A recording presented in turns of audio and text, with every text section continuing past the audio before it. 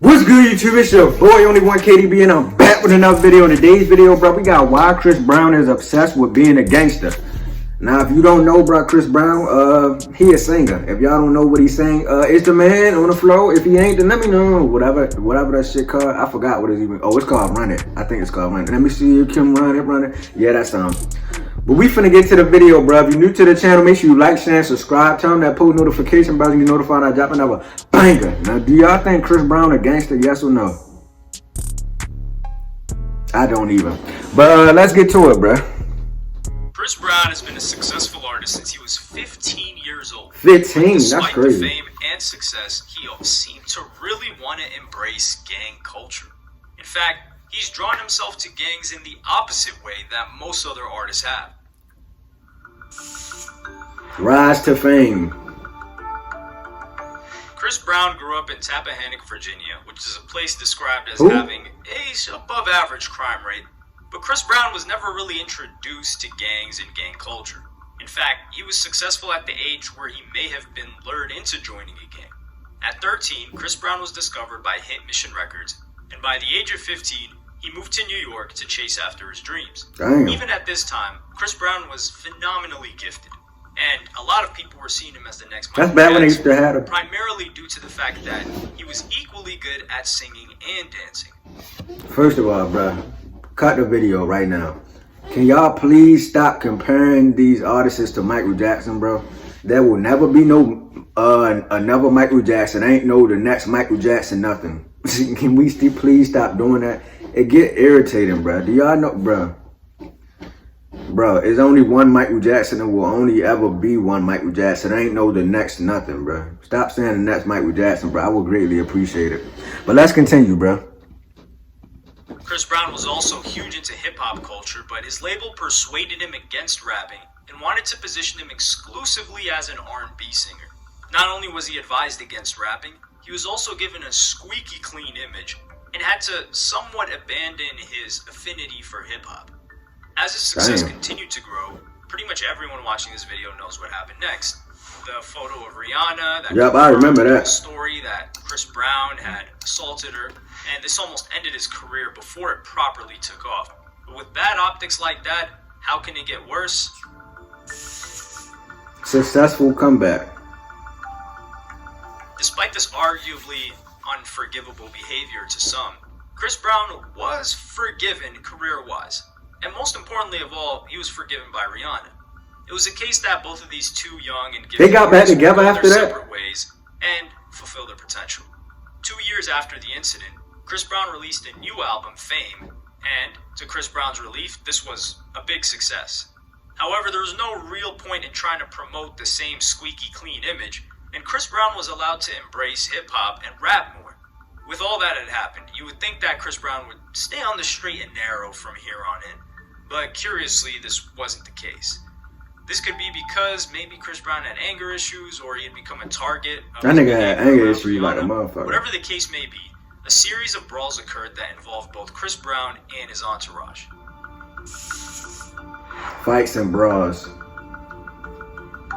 In 2012, a fight occurred between Chris Brown and Drake at the Greenhouse Club in For New York, real? which escalated into a brawl between the entourages of both artists. It's unclear what the feud was about, but many drew the likely conclusion it was about Rihanna or some other female, given that Drake was seeing her at the time. You could excuse this as a one-off, but a similar incident occurred in February of 2013. At an LA recording studio, Frank Ocean apparently informed Chris Brown that he had taken his designated parking space. Chris Brown offered to shake Frank Ocean's hand, but Frank Ocean refused.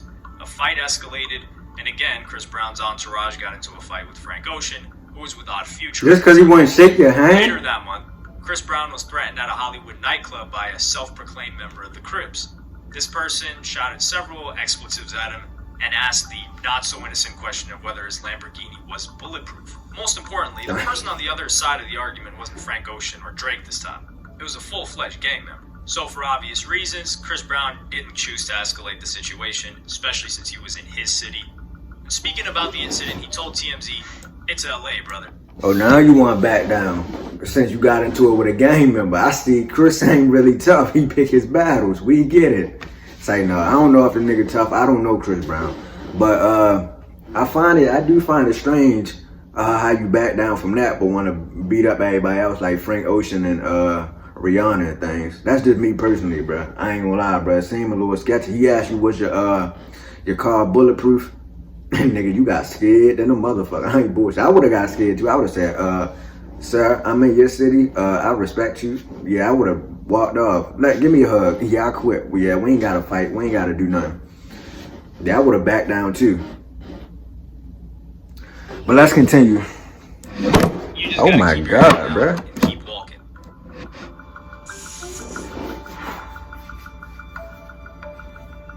In June of that year, Chris Brown released a video for his song Don't Think They Know, which contained a direct message to end gang violence.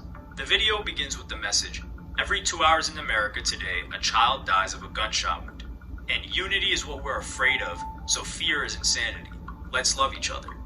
This okay, Chris pushing the peace. With red and blue colors interspersed throughout to represent the Crips and the Bloods. Speaking about the song, he said, when I did the video, I wanted to do kind of like the Boys in the Hood theme. Also bringing an aspect of the side of the world that people never really talk about anymore. Gun violence or stuff that we deal with in our neighborhood or community that we could just stop. This was obviously a greatly appreciated gesture from someone with Chris Brown's sizable audience and influence. But a few months later, he did something that definitely undermined his message. That's graffiti. Bloods affiliation. In August of 2013, Chris Brown was in Hawaii and decided to spray some graffiti. He spray painted the phrase Fruits Piru, which is in reference to the Fruittown Piru gang, a gang affiliated or part of the Bloods. Wow. And the following year at the BET Awards, he once again seemed to demonstrate support for the Bloods. At an after party, he could be seen using hand signs used for the gang. Chris Brown was heavily criticized for doing this, and as I mentioned at the start, his decision to embrace gangs came at a peculiar time in his life. Typically, rappers make gang signs because these gangs represent the neighborhood they came out of and were part of their struggle to get to where they are today. In Chris Brown's case, he grew up in Virginia and decided to embrace these gangs in his mid-20s when he was already successful and had just got done cleaning up his image after the Rihanna incident. In an interview with Vlad TV, the rapper and member of the Crips, Trey D, was baffled by Chris Brown and others joining gangs after their success. He said, "It has to either be psychological defect to where you don't want to enjoy your life and enjoy your wealth and, ride around on boats." He also said, "I see it as like the peer pressure aspect is that is this what you really want for yourself, or do you feel that this is the only way you'll be secure in certain areas? So are you buying into it for protection, or that's the only logical conclusion that I can come to?" The gang signs led people to the conclusion that it probably was protection. Must have joined the Bloods. You can't just use those signs in public. At the very least, it would be unwise to do so, and there would be some pushback on it. A member of the Bloods responded that Chris Brown is not a member, but they do not have a problem with him letting these signs rock. This gang member had clearly thought this through and gave 4 specific points as to why Chris Brown was allowed to make these gang signs. He said, he's hired several of them to work for him, giving their Compton community an economic boost. Chris came to the hood and hangs out with them. He shot a music video in the neighborhood and even included some of them in the video. And he donated 1,000 pairs of new shoes to Compton kids. Although it's easy to hate on Chris Brown, he seems to at least care about these people living in poor neighborhoods in LA, which can't be said for a lot of other celebrities that live there. But does that mean you need to rep the gang as well? His gang obsession. Chris Brown using the Bloods as protection is an interesting theory. While at first this makes some sense, Charlemagne has said that artists who do this are being extorted. In an interview with Vlad TV, he said, "You're really paying for protection when you can just pay for protection the legal way. Why put yourself in the mix of that?" In this interview, we sort of get down into the root of why Chris Brown is so obsessed with gangs. Interestingly, Chris Brown is not the only person who's seemingly done this, and the same criticism has been levied at rapper Bow Wow. Chris Brown was born in 1989, and Bow Wow was born in 1987. So their earliest memories of hip-hop would have been during the golden age of hip-hop and the height of gangster rap. According to Vlad, they grew up on Death Row and Snoop and the Dog Pound, and has sort of been enamored with that gang culture because of the music. Charlemagne says that if this is the case, then it's an incredibly naive viewpoint. He said, "Salute to all the real Bloods and all the real Crips out there who probably had no other choice because it was a thing in that community or was a thing in their family. But these guys who have totally other options, who didn't grow up around that, at all your entertainers. Bow Wow's the Chris Browns. Stop it.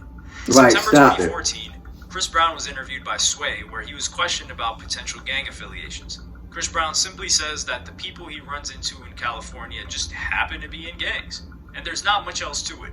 He said, when you're in LA and you're around people, you meet everybody.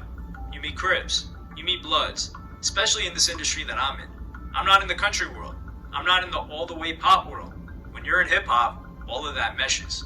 2 years later, in 2016, Chris Brown came out with a rather strange rant on Instagram. He was complaining about people pretending that they're a part of gangs, the very thing he had been criticized for several times. In a now deleted post, he wrote, "So many fake gang members these days. They get in the industry and the next thing you know, they got a blue rag or a red rag. Ain't been through nothing. Is he serious, bro? Kill me with this stuff. This gotta be a Not prank. Blood or Crip just because you know a dude from that hood and you bought a blue or red rag from the dollar store. Stop faking the fun. Y'all not about that. Blue Bloods and Red Crips is what I'ma call you imposters." Akon's criticism. With all this drama and controversy surrounding Chris Brown, it's very rare that people actually touch upon his music. Chris Brown has undoubtedly had a successful career, but he's probably not hit the astronomical heights envisioned for him when he was just 15 years old. He hasn't become the next Michael Jackson. And there are no Chris Brown albums that are comparable to Thriller or Off the Wall. There's obviously no shame in not hitting the musical heights of Michael Jackson, but his fellow artist, Akon, firmly believes that he had that potential. In fact, Akon even argues that Chris Brown's obsession with gangs was what held him back. In an interview in 2022, Akon said, "In this day and age, the only person, in my opinion, that could have achieved just as great of a legacy as Michael Jackson would have been Chris Brown. I just believe that Chris Brown wasn't surrounded by the circle of creative people that Mike was surrounded by. Because Chris got the talent. He just needed the direction." Right. So imagine if Chris had Mike's team. Just imagine that. But Chris, he got Bloods around him. He got little gangbangers around him. He don't have the guidance. He's smart, but he's smart in what this generation attracts. Even Chris Brown fans That's a great agree point. that he didn't reach his potential. Some Chris Brown stans will say it was because of the Rihanna incident, which there is an element of that that could be argued. It could also be argued that it strongly helped propel her career. But there is no way you're becoming the next Michael Jackson when you're strongly gang affiliated and throwing up gang signs and repping it. Yeah. But God damn. That's gonna do it for the video, bro. If y'all enjoyed that reaction, make sure y'all like, share, and subscribe. And I'm out of here, bro. Do y'all think Chris Brown definitely had the talent to become the next Michael Jackson, but he was too busy worrying about the Crips and the Bloods and the sets and the neighborhoods and he was too busy worrying about gang affiliation stuff. But yeah, we finna get out of here, bro. Make sure y'all like, share, and subscribe, and I'm out of here.